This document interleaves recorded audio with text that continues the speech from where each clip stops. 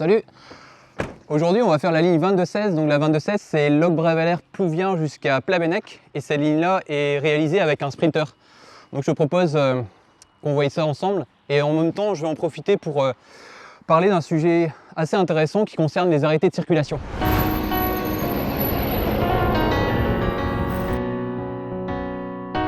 Bienvenue sur cette chaîne Kibro. Ici, on parle de cars, de bus, de transport, de mobilité. On se retrouve chaque semaine pour des portraits quotidiens actualité. Mobilité, on t'amène avec nous.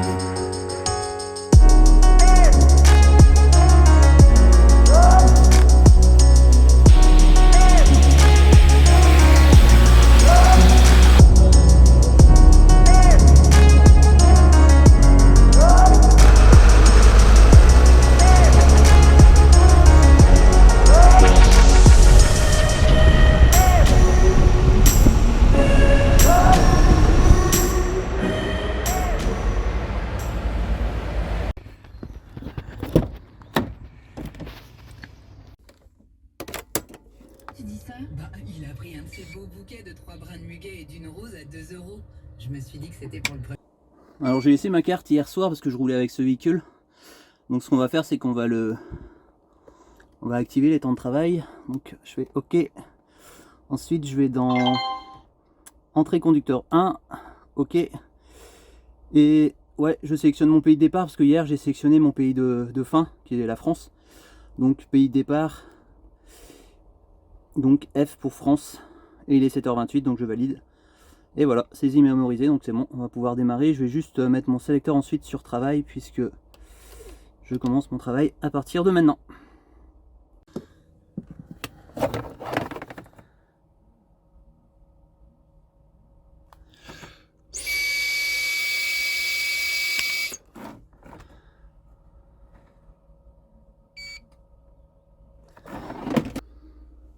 Donc là, j'appuie sur la pédale,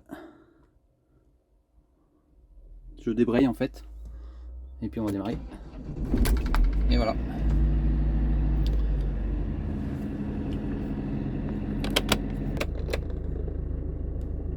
Manchester City a dominé le Real Madrid 4-3.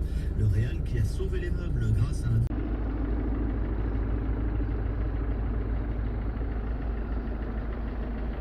Alors aujourd'hui, on va aborder, donc, comme je disais tout à l'heure dans l'intro, une partie qui est intéressante, qui concerne les arrêtés de circulation et de savoir comment on les traite et qu'est-ce qu'on pourrait améliorer.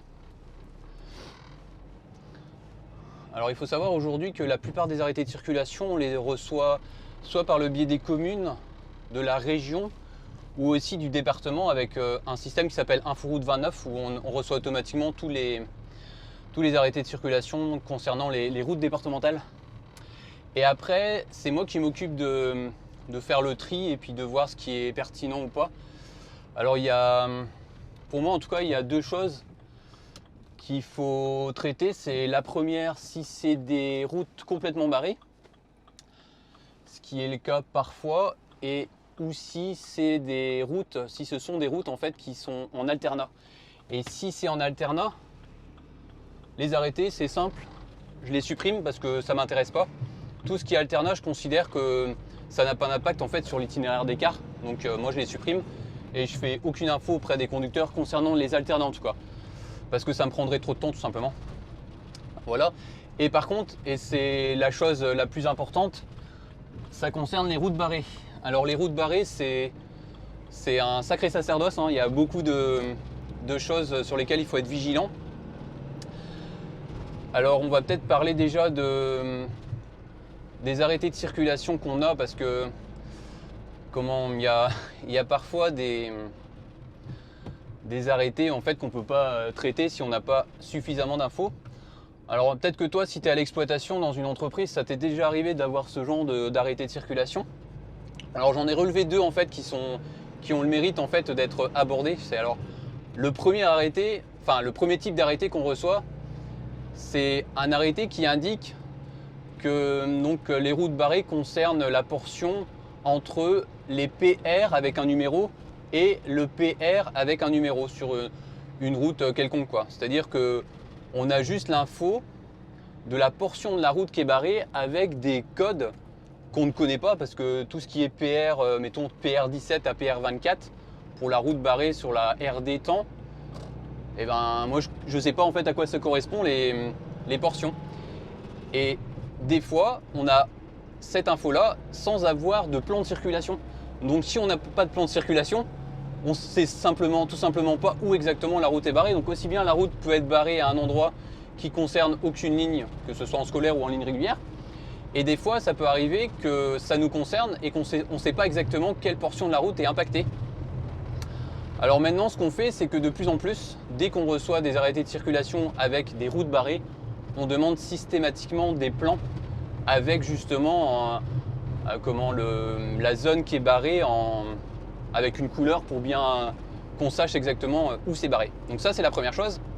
Et la deuxième difficulté qu'on peut rencontrer sur les arrêtés de circulation, toujours avec route barrée, c'est que des fois, on nous amène des plans. Et les plans, c'est des extraits cadastraux. Alors, je ne sais pas si tu sais ce que c'est les plans avec un extrait cadastral, en fait. C'est que ces plans-là, ils sont très difficilement lisibles parce que les routes, il faut bien les repérer. Et ça n'a pas trop de... Enfin, c'est difficile, en fait, de trouver facilement l'endroit, la zone, surtout sur des lieux-dits qui sont assez étendus. Là, on a eu des exemples sur des communes récemment. On avait des travaux sur peut-être, je sais pas, une dizaine de secteurs avec des routes barrées évidemment. Et je ne savais pas exactement si les routes nous concernaient ou pas. Donc on a demandé des précisions et notamment des plans, et ça c'est pratique je trouve, au format Google Maps. Je pense que c'est ce qui est le plus courant et le plus facile à comprendre. Donc les plans extraits cadastraux, c'est très difficile en fait à trouver après les zones de travaux.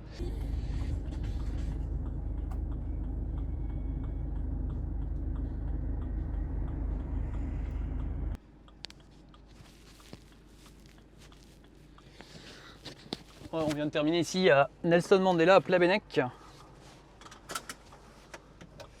Et pendant le trajet, je pensais aussi à un type d'arrêté qu'on a de temps en temps. C'est quand même assez rare, mais ça arrive. Alors, je sais pas si toi, ça t'est déjà arrivé dans ton exploitation. C'est de recevoir des arrêtés qui précisent donc la route sera barrée à partir de telle date et jusqu'à la fin du chantier, sans préciser de date. Donc forcément, des fois c'est on peut pas fixer en fait une info trafic sans savoir la date de fin quoi. Donc ça arrive de temps en temps. Donc en gros, on précise la date de début du chantier mais pas celle de la fin. Alors ce que nous on a tendance à faire, c'est de prendre assez large parce que quand on appelle les mairies, des fois elles sont pas forcément au courant. On dit ouais, ça va prendre à peu près 2-3 mois, on sait pas trop.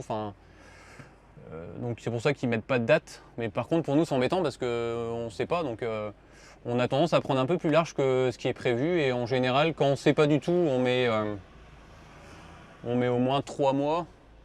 Et quand des fois on arrive à avoir des infos, on ne suit pas la date prévue, on essaye de mettre un peu de marge, on essaye de au moins rallonger d'une semaine quoi. Parce que ce qu'on se dit, c'est qu'il faudrait vraiment pas qu'on mette une date prévisible, c'est-à-dire par exemple si on nous dit c'est jusqu'au 20 mai, de mettre le 20 mai, et qu'au final on se retrouve avec le 21, avec une route qui est encore barrée, et surtout avec les conducteurs qui se retrouvent bloqués quoi. Donc nous ce qu'on fait, c'est qu'on prend quand même de la marge pour être vraiment tranquille, et quand on a l'occasion de le faire, et je trouve que ça c'est important aussi, c'est que quand on n'est pas sûr, comme tout, on prend une voiture, on va sur place, on va vérifier. Et tant qu'on ne sait pas, ou si par hasard on n'a pas le temps de prendre une voiture pour aller sur place, l'idéal je pense que c'est de mettre un peu plus de délai et puis de prendre le temps d'aller vérifier sur place, si on n'a pas les infos en tout cas, de vérifier sur place si c'est ouvert ou pas quoi. Et par contre ce qu'on fait aussi de temps en temps, alors par contre c'est sûr que ça demande quand même de la dispo, c'est d'aller voir directement les gars sur le chantier. Alors quand on n'a pas les infos des mairies ou quand les mairies ne sont pas informées, ça peut arriver aussi. Parce que des fois c'est pas forcément les mairies, des fois ça dépend des communautés de communes. Donc des fois on prend notre voiture et puis on va directement voir les gars sur le chantier et qui nous disent ce qu'il en est quoi. Alors par contre il faut être vigilant parce que ça arrive de temps en temps que des fois on nous dit ouais c'est bon, les cars ils vont pouvoir passer, on va libérer la route, on sera sur le chantier qu'à partir de telle heure par exemple. 8h ou 8h15. Et on a des cars qui passent aux alentours de 8h, donc c'est quand même assez juste. Et puis donc ça arrive des fois que entre ce qu'on nous dit et ce qui se passe réellement, bah, ça correspond pas avec la réalité, ou en tout cas ce qu'on nous avait, ce qu'on nous avait dit au départ. Donc c'est pour ça qu'il faut être très vigilant, parce que quand, par exemple, c'est arrivé récemment qu'on avait eu une info comme quoi on nous laisserait passer et qu'au final c'était pas le cas. Des fois on nous dit ah bah ouais, mais il y a des gars qui seront sur le chantier, ils vont faciliter le passage des cars, et ça c'est en théorie. Par contre en pratique, bah, quand nous on est au volant du car et qu'on arrive sur le chantier, qu'il y a les panneaux ou des barrières qui nous gênent, il n'y a personne sur le chantier qui va nous aider pour nous faciliter le passage. Donc c'est pour ça que voilà, il faut mieux, pour être sûr, quand il y a un chantier et puis qu'on n'est vraiment pas sûr de l'horaire, de complètement barrer, de ne pas y passer du tout, plutôt que d'essayer d'y passer et qu'au final on se retrouve embêté. Et puis doublement embêté, parce qu'à la fois les conducteurs, parce qu'ils ne peuvent pas passer, et aussi par rapport aux clients, parce que les clients ils vont attendre alors que le car au final il ne peut pas passer, quoi. Donc ça aussi c'est important. Voilà, je crois qu'on a fait à peu près le tour sur les arrêtés de circulation. Et je pense que dans une autre vidéo, enfin dans cette vidéo, hein, dans le montage que je vais faire là, je vais aussi te montrer un véhicule de démo qu'on a qui est intéressant. C'est un véhicule au gaz. Et si j'ai le temps, je pense que ça va être le cas là ce matin. Moi, je te propose d'aller faire l'essai et que je te montre un peu ce que ça donne, parce qu'en plus il y a eu une évolution du tableau de bord. C'est un Iveco. Donc je te propose de faire ça tout de suite là, à la suite. Allez, c'est parti!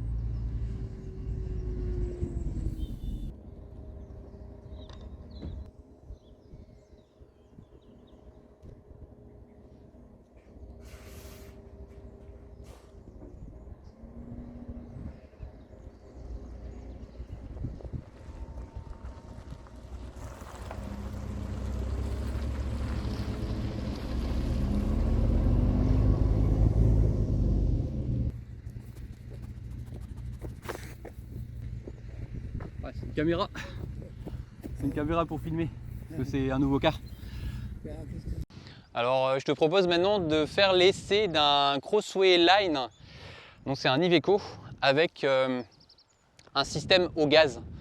Donc je te propose de faire un essai. Par contre, je vais pas aller dans les détails parce que j'ai pas eu l'occasion de rentrer dans le détail technique. Donc je vais juste faire une vidéo de présentation assez classique avec l'intérieur, l'extérieur et puis quelques vues détaillées, quoi. J'ai pris un peu de hauteur pour te montrer. Alors pour moi ici, là, c'est la climatisation. Et ce qu'il y a ici sur le toit, c'est le système au gaz. C'est pour ça qu'il est un peu plus haut à cet endroit-là, quoi. Et le système de réservoir pour remplir au gaz, c'est ici. Alors, par contre, je connais pas trop, hein. En fait, il va falloir brancher ici le pistolet. Et après, par contre, ça fonctionne pas en litres, hein, ça fonctionne en kilos.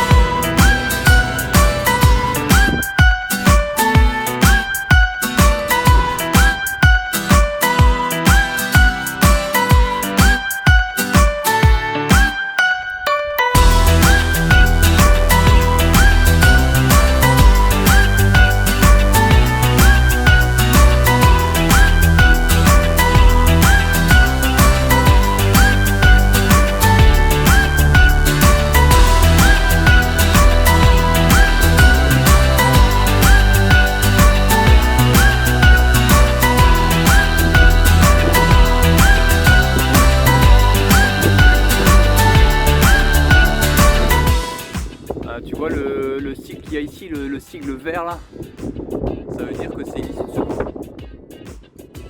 Et avec le rack à vélo, l'issue de secours elle est pas. Moi elle est pas forcément accessible, quoi.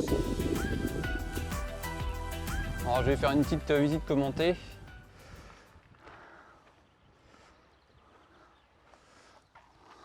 Alors voici ce qu'on appelle la plaque de tare. Donc avec toutes les informations utiles, comme par exemple la longueur, donc là il fait 13 mètres et la largeur de 55. Alors, ce qui est bien aussi, c'est qu'il y a un éclairage quand la porte s'ouvre. Il y a un éclairage à LED ici qui est très pratique. Donc il y a pour la porte avant et aussi un peu plus loin ici sur la porte arrière. Voilà, comme tu le vois ici, éclairage à LED aussi. Donc c'est très efficace quand il fait nuit. Après, ce que je vais te montrer aussi derrière, c'est un rack à vélo. C'est la première fois que je vois ce modèle-là. Il a l'air assez sympa. Par contre, par rapport à celui qu'on a, il y a 6 emplacements. 1, 2, 3, 4, 5, 6, alors que le nôtre, il y en a 8. Par contre, j'ai l'impression que le système a l'air plus robuste. Alors, je crois que c'est vu ce qui est marqué, ça doit être Vincent, ça doit être la marque du système. C'est bien foutu parce que hop, on a les disques ici de limitation de vitesse, la plaque d'immatriculation juste ici. Et après il y a un guide d'utilisation aussi. C'est un peu technique, hein, mais voilà, par étapes. Par contre, ce que je conseillerais en fait, c'est de prévoir comme une sangle pour fixer soit la roue arrière, ou j'aurais tendance à dire même carrément le cadre, avoir un système qui permet de, enfin tout simplement une sangle qui permet de faire le tour du vélo et le tour du rack pour qu'il soit vraiment bien fixé. Comme tu as dû le remarquer, tu vois, ils ont mis une vitre maintenant. Alors je sais pas ce que tu en penses. Comme ça, au premier abord, on pourrait se dire que c'est plutôt bien avec la Covid-19. Par contre, personnellement, j'aime pas parce que déjà, pour passer là, faut pas être trop large, hein, parce que l'espace est assez réduit, je trouve. Et après, par contre, il y a une autre chose aussi, et Et c'est souvent le cas avec les Iveco actuels en Euro 6, c'est qu'on n'a pas beaucoup d'espace pour décaler le siège conducteur, le reculer suffisamment loin pour avoir suffisamment d'espace au niveau de la conduite. Et c'est pareil ici, quoi. C'est que ça mériterait en fait d'avoir plus d'espace entre le volant et l'arrière. Aujourd'hui, c'est un peu trop juste.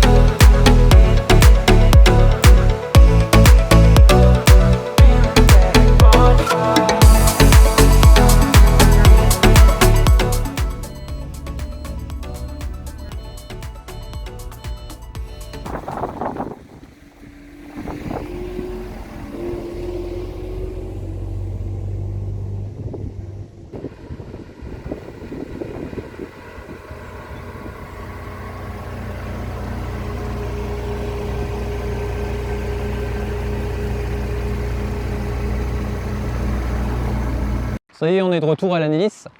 Donc terminé pour l'essai de l'Iveco et on va terminer ici cette vidéo. Je te souhaite en tout cas une bonne route et à la prochaine, sûrement dimanche pour une nouvelle vidéo à 17 h. Allez, salut!